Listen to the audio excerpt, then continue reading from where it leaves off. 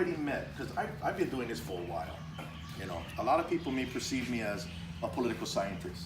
No, actually, I represented the Hawaiian Kingdom in the Netherlands, in The Hague.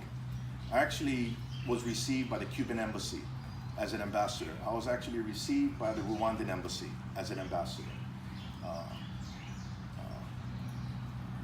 I also entered into an executive agreement with the United States State Department regarding the Larson case. So I have this behind me that I've always known, but my focus when we got back home was to begin re-education. That's why I entered the University of Hawaii. I didn't stop. I just said the priority has to be on education. And that's what got me into the master's program specializing in international relations, and then the PhD program, international relations and public law. I'm not Hawaiian studies. I'm pure poli-sci all the way, master's and PhD. In fact, my undergrad is sociology, right? Now, this educational movement that we started when we returned from The Hague, it's reaping its benefits now because we're showing people our history, not Keanu's history, not Donovan's history, not Ron Williams' history. We're showing everybody's history, right? Everybody's history. And you remember that time when the Interior Department sent that group here to hear testimony? That was unbelievable. I saw people stepping up. I saw Auntie from Hana going, hey, there's no treaty of annexation. We should be talking to the State Department, not to the Interior Department. I was like, wow. Right on, Auntie. You know, she must have learned it either going back to school or maybe the granddaughter was in school and learning it from the granddaughter. But what it is people are getting educated. What we basically need here to support Jennifer, because Jennifer is a perp. She's a perpetrator. She's a whistleblower, right? Well, what she's whistleblowing on war crimes committed against protected persons. Okay, that's what she did. Now, when she approaches Amnesty International and other non-government organizations like Human Rights Watch or the International Committee of the Red Cross, their mandate is to protect protected persons, not perps, right? It's protected persons. If anything, what the perp did, in this case Jennifer, she blew the whistle. What they need to see is similar to a Me Too movement. They need people stepping up. Not preaching or lecturing, just stepping up and saying, Me Too. That's all. Hashtag protected person. Hashtag protected persons Hawaii. Hawaii. Yeah, because protected person, so here's what a protected person is, okay?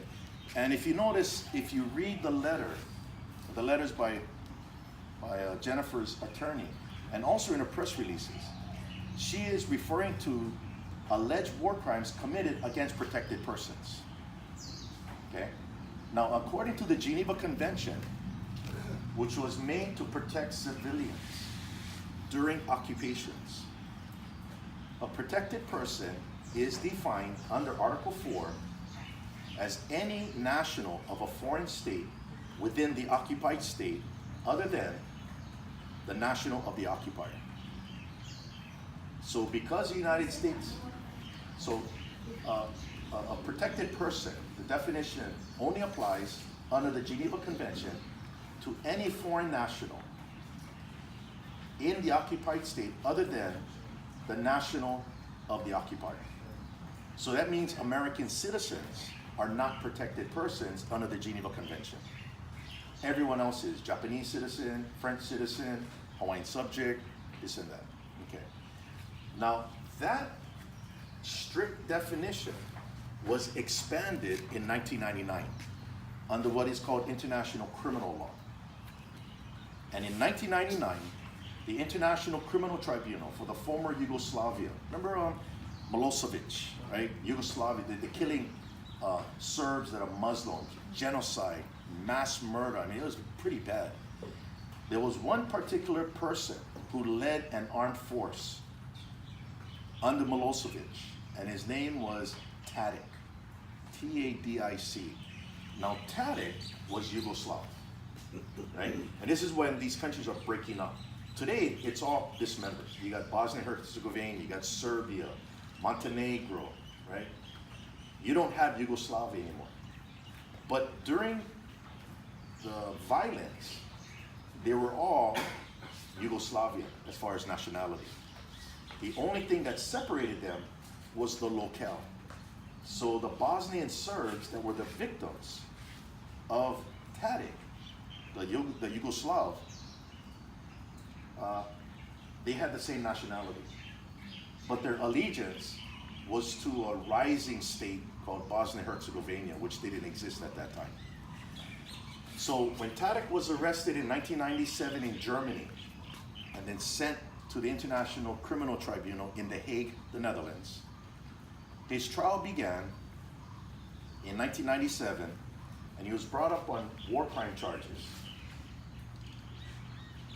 for violating provisions of the Geneva Convention against Bosnian Serbs.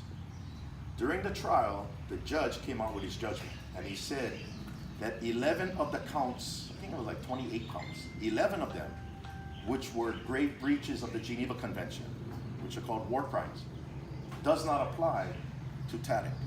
So he was acquitted because they were of the same nationality, right? So the prosecution took that case on appeal into the appeals chamber of the International Criminal Tribunal for the former Yugoslavia. And the appeals chamber reversed it.